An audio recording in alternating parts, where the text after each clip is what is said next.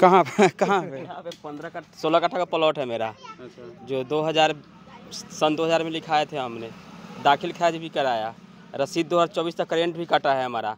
अब सीओ कहता है कि आपका नहीं है, बिहार सरकार ज़मीन है। मेरा जमाबंदी नंबर भी खारिज कर दिया है लोगों ने, जिसमें ऑनलाइन 2024 तक रसीद करेंट कटा हुआ है हमारा। तो सरकार से सवाल नहीं किए कि हाँ भाई मेरा रसीद कटा हुआ है? रसीद काटने वाले सरकारी ऑफिसर, रजिस्ट्री करने वाले भी सरकारी ऑफिसर रहे होंगे। ये सारे भ्रष्ट उन्हीं लोगों के पदाधिकारी है ना, वो तो उन्हीं के अधीन काम कर रहे हैं। जो वो कह रहे हैं, नीतीश कुमार जो कह रहे हैं वो कर रहे हैं। तो सारा करा धरा नीतीश कुमार का है। 15 कट्ठा जमीन बता 15 कट्ठा ज़मीन है जो हमने 24 साल से जरसेवन देते आ रहे हैं। ये 25वां साल उस ज़मीन का हो गया, जिसमें सरकार कहती है कि जिस ज़मीन पे आप 20 साल से बसे वो ज़मीन आपका है। उन्हीं के कानून के तहत वही बोलते हैं कि 20 साल जो बस गए जिस ज़मीन पे वो ज़मीन आपका हो गया। और जिसमें हमने रजिस्ट्री कराया है, दाखिल खारिज कराया है, जमाबंदी नंबर है, रसीद 24 तक कटा है हमारा, फिर भी कहते कि वो मेरा ज़मीन है। केस तो किए, केस खारिज कर दिया है। केस भी खारिज हो गया? केस भी खारिज कर दिया, हमने केस भी लड़ा है। लगभग 50,000 से ऊपर रुपया खर्चा भी हो गया हमारा, और केस भी खारिज कर दिया डीएम साहब ने। तो उसका मुआवजा वगैरह का बात कुछ नहीं बोलते कि वो मेरा ज़मीन है, कुछ नहीं देंगे। जैसे इन लोगों का घर पड़ा है। मतलब यार पागल उगल हो गए हो क्या सरकारी बाबू तुम लोग? यार मतलब 15 कट्ठा जमीन होगा, रजिस्ट्री भी सरकार की सरकारी ऑफिस में ही हुआ होगा। हाँ, रजिस्ट्रारी ऑफिस में हुआ है। रजिस्ट्रार के सामने जब एक नामा हो रखा है, जब मोहर साइन सारा चीज है। 24 साल से मुआवजा देते आ रहे हैं, फिर भी कह रहे हैं कि आपका नहीं है। अच्छा, मुआवजा वो मतलब वो हमने हाँ टैक्स देते आ रहे हैं, 24 साल से देते आ रहे हैं, फिर भी कहते हैं आपका नहीं है। हमने केस भी किया है और केस में हार भी गया हूँ। कितना वैल्यूएशन होगा थोड़ा अगर बता सके जमीन? अभी के रेट में जैसे 15 कट्ठा है तो अभी भी वो 50 लाख से ऊपर एक संपत्ति है। मतलब 50-60 लाख का संपत्ति पानी में फिर? हाँ, इसी तरह एनएच के बगल में कुछ तो देंगे ना वो? कुछ नहीं बोलते हैं वो, पर अब सरकारी बिल्डिंग बनने जा रहा है, वहाँ पे कर्मचारी भवन बनने जा रहा है बगल, उस पर कुछ नहीं देंगे। आप लोग हाई कोर्ट का रुख नहीं किए कि हाई कोर्ट में जाके केस डालेंगे? क्योंकि आपने रजिस्ट्री जो कराया होगा उसका तो कुछ पेपर होगा, डॉक्यूमेंट होगा। ये लोग हम तो सीओ के यहाँ दौड़ दौड़ के जमाबंदी नंबर के लिए थक गए हैं, नहीं दे रहा है लोग जमाबंदी पेपर ही, वो पेज ही फाड़ के हटा दिए हुआ है लोग। वो पेज ही नहीं है अवेलेबल, जहाँ जो जमाबंदी नंबर हमारा है वो जमाबंदी नंबर पेज ही नहीं मिल रहा है कि कब मैंने जिससे लिए हैं उसका जमाबंदी नंबर का पेज ही नहीं मिल रहा है। मेरा ही जमाबंदी नंबर जो पेपर है उनके पास वो भी फाड़ के हटा रखे हैं लोग। ये तो जमीन खिसक गया होगा पैर के नीचे। क्या कहे कि रात दिन के नींद भी हराम हो गया हुआ टेंशन से।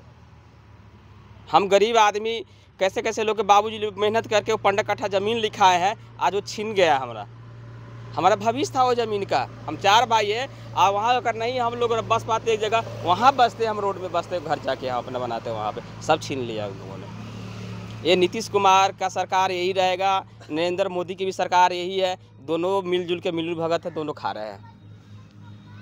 ये भी बता रहे हैं कि अभी तक मुआवजा वगैरह का कोई बात नहीं देगा लोग, मुआवजा लोग 1% नहीं। ये भी बोलते हैं कि एक घर उनके नोटिस के हिसाब से एक घर नहीं तुरेंगे, वो तुरवाएंगे, उसका मुआवजा वो लेंगे इनसे। अच्छा, पैसा भी इन्हीं से वसूला हाँ, अगर उनके हिसाब से नोटिस के हिसाब से घर नहीं तुरेंगे, वो अपने मशीन से तुरवाएंगे, अपने लेबर तुरवाएंगे, तो पैसा इन्हीं से लेंगे वो लोग।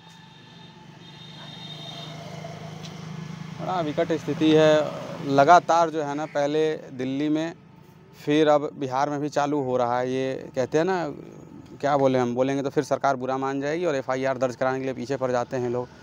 क्योंकि सरकार, अगर आप ज़मीन अधिग्रहण कर रहे हैं, अगर कोई लोग, ये कोई बता रहा है हम 20 साल से रह रहे हैं उस ज़मीन पे, कोई बता रहा है कि 25 साल से रह रहे हैं, ये बता रहे हैं भाई साहब कि हम अभी ज़मीन की वैल्यू 50 लाख की है और हर साल उसका टैक्स भरते आए हैं ज़मीन का, 15 कट्ठा ज़मीन का।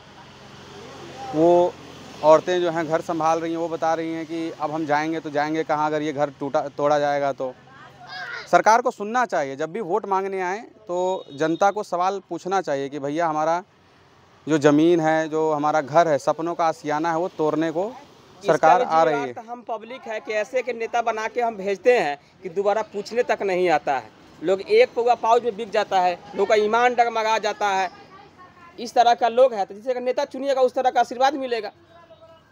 तो लोग शिक्षित लोगों को चुनता ही नहीं है, अनपढ़ गंवार के लोग नेता बना देगा, वो जाके बैठा रहेगा पटना में, अपना दाल भात खा रहा है। लोग आप जाइए बाहर में, अब लोग कह रहा है वोट बाद मान के लिए काम शुरू होगा। वोट टूटना तय है, चुनाव खत्म होगा, टूटना तय है, खन्ना भी तय है।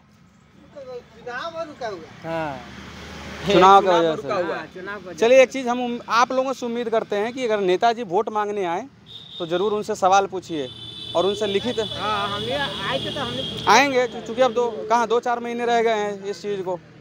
खैर ऐसे ही हम जनता का आवाज़ उठाते रहेंगे और लगातार हम हर उस गांव में जाएंगे जहां जनता के आवाज़ को दबाया जा रहा है। क्यों?